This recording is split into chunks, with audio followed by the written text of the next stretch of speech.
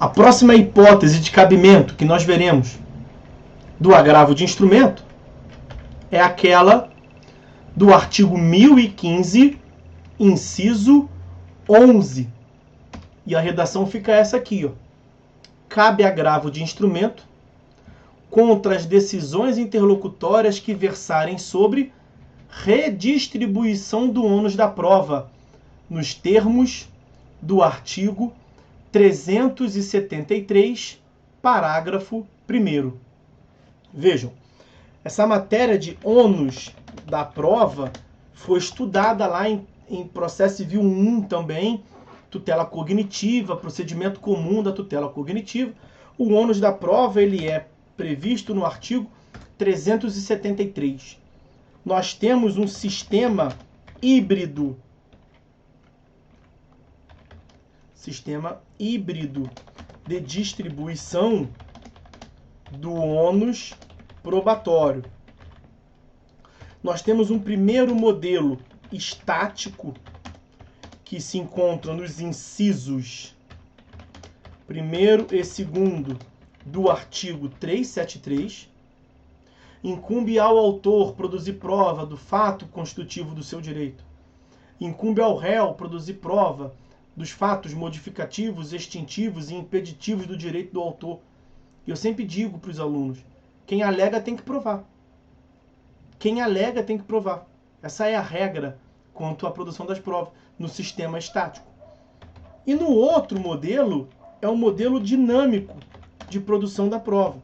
Esse modelo dinâmico de produção de prova é o que consta do parágrafo 1º desse artigo 373. Por que dinâmico? Porque ele trabalha com uma inversão do ônus da prova. Então ele inverte aquela regra lá. Ele deixa de ser um sistema estático. Então aquele que deveria provar não vai precisar, e aquele que não deveria provar será atribuído o ônus de julgar, de produzir prova. Agora, acontece que, resolvendo já uma celeuma antiga, uma discussão antiga a respeito se essa inversão do ônus da prova seria uma regra de julgamento, a ponto que poderia ser apenas tratado no ato do julgamento, ou se seria uma regra de procedimento ou uma regra de instrução, e foi nesse sentido que caminhou a jurisprudência do STJ. Então a inversão do ônus da prova é uma regra, é tida como uma regra de procedimento, uma regra de instrução. É nesse sentido que prevê o artigo 357, inciso 3º do CPC. Então, se os senhores forem ao artigo 357, no inciso 3º, os senhores verão que, quando do saneamento do processo, na decisão de organização do processo, melhor dizendo, incumbe ao juiz definir a distribuição do ônus da prova, observado o que dispõe o artigo 373. O juiz pode inverter o ônus da prova? Pode, mas ele faz isso por uma decisão interlocutória, para que ele possa atribuir à outra parte o tempo suficiente para se desincumbir do ônus de produzir a prova. Então, é uma decisão interlocutória, não pode vir na sentença, é o entendimento que prevalece, e cabe agravo de instrumento em face da decisão que redistribui o ônus da prova. O artigo 1015, no inciso 12, quer dizer, o inciso 12, ele foi vetado, ele se referia ao artigo 333, metade de uma besta, né? Metade de 666, o artigo 333, que também foi vetado. E esse artigo 333, ele tratava da conversão da ação individual em coletiva. A presidenta da República, à época, achou por bem não avançar isso, a Casa Civil da Presidência da República achou por bem não aprovar isso. E aí, como caiu por terra o 333, caiu também o 1015, inciso 12, que dizia respeito à decisão do 333. Por fim, nós temos a previsão... Por fim, não, tem 2 tópicos ainda. Nós temos a previsão do inciso 13 do artigo 1015, que prevê o cabimento do agravo de instrumento em outros casos expressamente referidos em lei.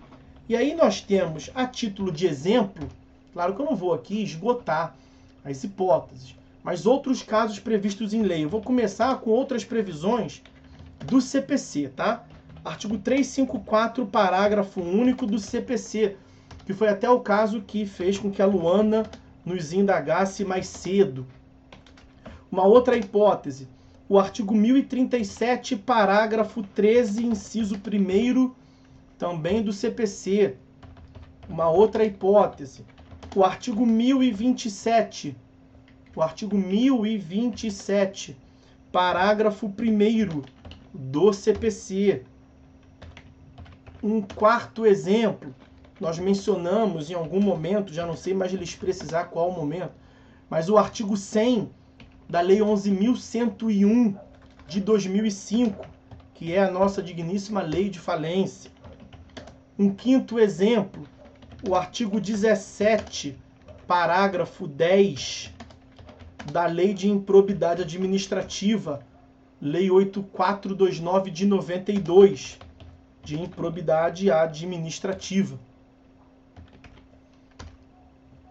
Outro exemplo, vou parar nesse aqui. O artigo 19, parágrafo 1º, artigo 19, parágrafo 1º da Lei de Ação Civil Pública. Não, da Lei de Ação Popular. Lei 4717 de 65.